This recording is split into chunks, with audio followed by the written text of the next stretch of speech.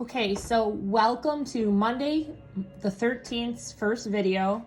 I'm sorry I'm not in this with you guys, but I look horrible and I'm just not videoing me.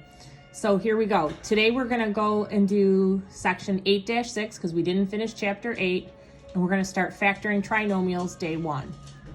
You're going to need to get the steps that are listed here copied down, and as we do them, we're going to go through them, and just like when we do notes on the board, hopefully it'll make more sense. So the first step is going to be to list all the factors of the constant in the problem. Okay, so remember, the constant is the number that has no variables. It's going to be our third term. So maybe that's something that you might want to add and say it's the third term. Okay, the next thing we're going to do is we're going to look at the signs that are in the problem so we can determine what's going to work best for us. Okay, and we have to remember that we're looking at bringing all of our integer signs back in. So we're going to be adding and subtracting as well as multiplying in these problems. And then the last thing is to write out your answers as two binomials. So again, as two binomials. Okay, so at this point, you may want to pause this to get all this copied down and then start us off again. Okay, so this question has 3 types. We're going to start off with type 1. So type 1 has all positives in the problem. If you look at the 2 problems that are here, you can see that all the signs in the problem are positive. So what we want to do is go back to step 1, and it says list the factors of the constant. So this is our constant. So over on the side, I'm going to write down 12, and I'm going to try to figure out what 2 numbers multiply together to give me a 12. So I can have 1 and 12, I can have 2 and 6, and I can have 3 and 4. Now we said that I have to have positives. So that means when I'm multiplying, a positive times a positive gives me a positive.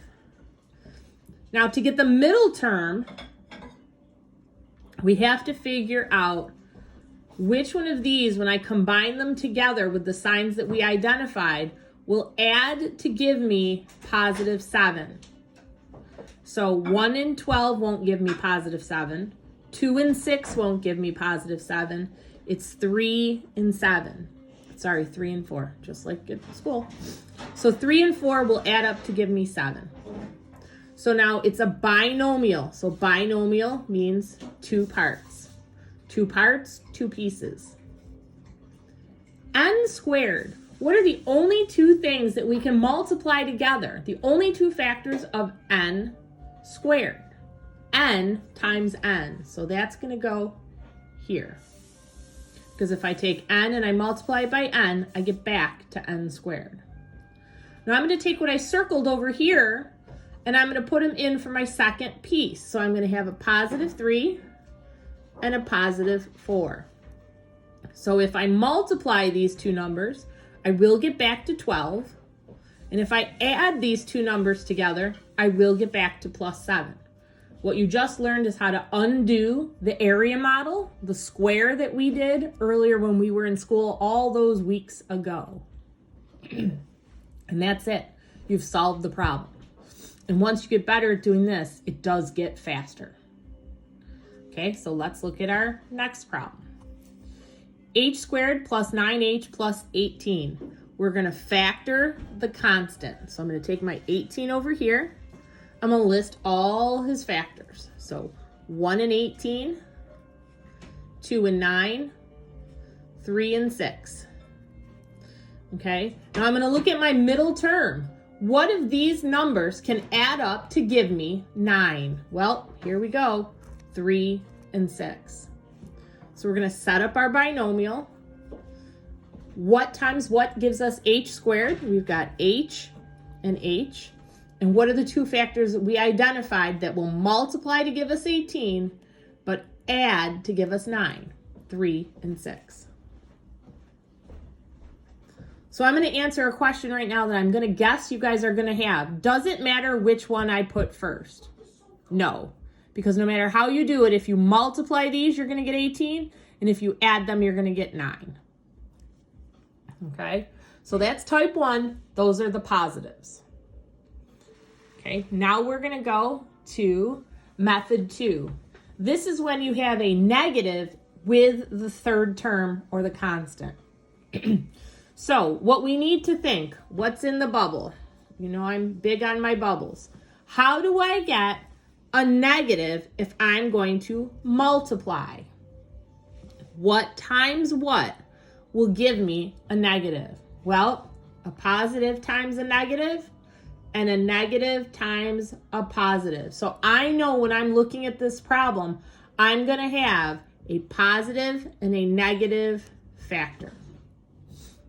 Okay, so I'm going to come over here with my 8, and I'm going to figure out what are my possible factors that multiply to give me 8. 1 and 8, 2 and 4. Now, just like we did last time, we have to look at these factors and figure out how can I combine them to get a 2? Well, one of them is going to be positive and one of them is going to be negative. So I can't just add them together anymore. Now I have to remember my sign rules from 7th grade. If you don't remember your sign rules, now is a great time to find a calculator. It does not have to be a graphing calculator.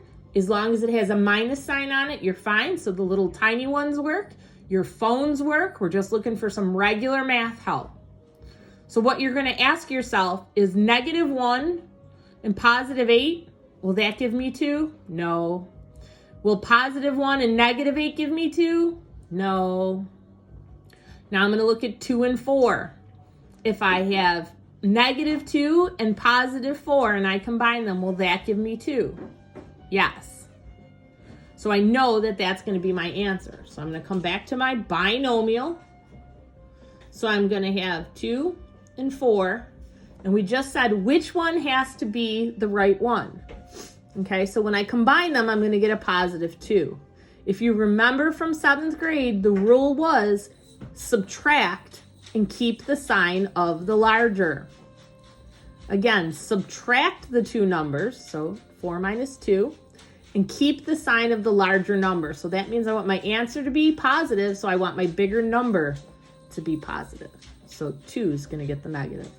And again, if you need to stop and listen to that again, pause it, rewind it, try it again. X squared we know is x times x, and you're done. Okay, let's try another one with those pesky negatives. Okay, so again, we've got a negative here, so that means I'm going to have a positive and a negative in my answer, and I'm going to factor 10. So 1 times 10, 2 times 5. As you start to look at these factors, they're going to start to make sense to you on where the 3 is coming from. There's no way I can add and subtract a 1 and a 10 to get a 3. So it's definitely going to be 2 and 5. So I'm going to go up, say hi to Bella, everybody. And I'm going to try to figure out what has to be what sign. Remember, the rule is subtract and keep the sign of the pot of the larger number. And keep the sign of the larger number. So that means I want my answer to be positive, so the bigger number is going to be positive. So +5 minus 2. And again, the question I'm sure you're going to ask is, does it matter if +5 goes here and -2 goes here? And the answer is no, as long as the plus sign stays with the larger number. Okay, here's 2 more of those we're going to practice. We're going to go a little faster. So again, if you need to pause things and back it up, you're more than welcome to do that. We've got a negative number here. So that means I'm going to have a positive and a negative. And I'm going to factor 12. 1 times 12, 2 times 6, 3 times 4. Now, my question to you guys is, what number's hiding here? Who do we have that hides and only comes out when we need him? Our superhero. So we have to remember to go in and put in the hidden 1. If you don't need to write it, you don't have to do it. But if you need it, remember, do what helps you. So how can I get a 1 out of the 2 sets of numbers I have? Well, it's going to be 3 and 4. So I know I'm going to have a binomial answer. it's going to be x and x because we've got x squared. And I have to figure out who gets to be the positive and who gets to be the negative. This time my answer is negative. So I want the larger number to be negative. Who's larger? 4. So minus 4 plus 3. And again, order doesn't matter as long as the minus stays with the 4. Okay? Another minus, so plus minus. We're going to break down or factor 48. This one's got more factors. You might need the calculator to help you. 1 in 48, 2 in 24, 3 times 16, 4 times 12, 6 times 8. So sometimes you're going to need lots. Once you find the one that works, you can stop. Okay, so I already see which one of these has a difference of 2, 6 and 8. So I'm going to break out my binomial. Got my x's. I know I've got a 6 and an 8, and I need to figure out who's going to get the negative sign. I want my answer to be negative, so the bigger number needs to have the negative. So 8 gets the negative, 6 gets the positive. Okay, now I'm going to switch to my next page for you guys so we can show you number 3. Okay, type 3 has a negative with the third one. So this is going to go back again. Here we go with our think bubble way back to 7th grade. How do we multiply to get a negative answer? What will give me that? Did I do that? Yes, Miss Roser messed up that problem. And it wouldn't be a Roser experience if I didn't have the signs wrong. So that's supposed to be a positive. Nope, that whole problem's wrong.